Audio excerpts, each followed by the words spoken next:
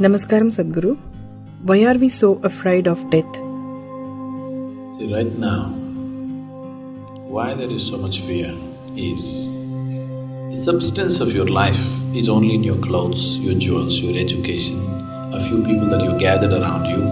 That's all the substance of your life is. All these things can be taken away from you any moment, isn't it?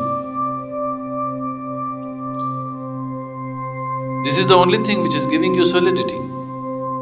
Yes, that little bit of education, your clothes, your jewels, your bank balance, a few people around you, this is all that is giving you some sense of solidity of being a being.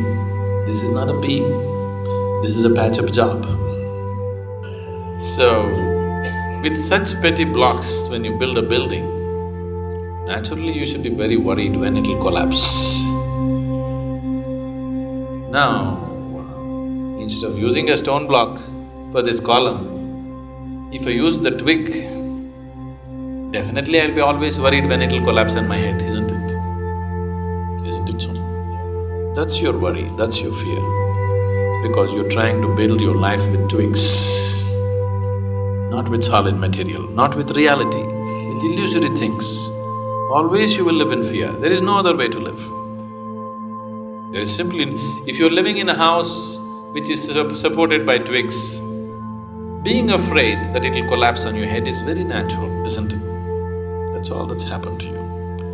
It's time you bring something more substantial into your life. If you bring something more substantial, then suddenly you find, if you sit here, everything is fine. Life or death, still it is fine. That's how it'll be.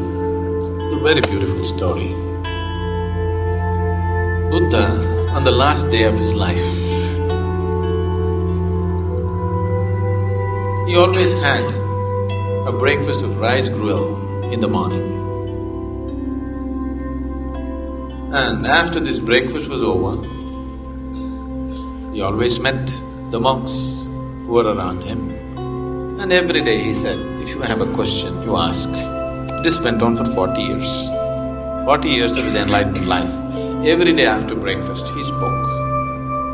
Whoever was there, 10 people, 10,000 people, whatever number, after breakfast he always sat down and spoke.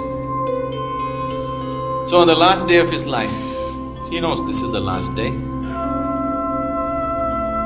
He had his rice gruel and he sat down and he said, today is the last day. If you have anything to ask, ask. So many of the monks started crying. I said, what are you crying? At least some other day if you were crying, it's okay. Today is the last day, don't waste the time because it's ticking away. Some other day you could cry and roll and you had time for all those things. Today, if you want to ask something, you ask. He was surprised that people are crying. But Master, we have been with you for so long, you're leaving today and they're crying, nobody asking any questions. He said, stop this nonsense, ask some question. Today's the last, any doubt? Let's clear it. After that there is only teaching, nobody to clear this and that, see, with every teaching you can get into a mess. And the Master is alive constantly, is de-entangling you. Afterwards, no de-entangling, just sadhana is all that is there. So today is the last day, if you want to ask any questions, please ask. It's just a matter of fact about it. He's lived well. When death comes, he will die well. He's so certain that he'll die well. So, it's just another day.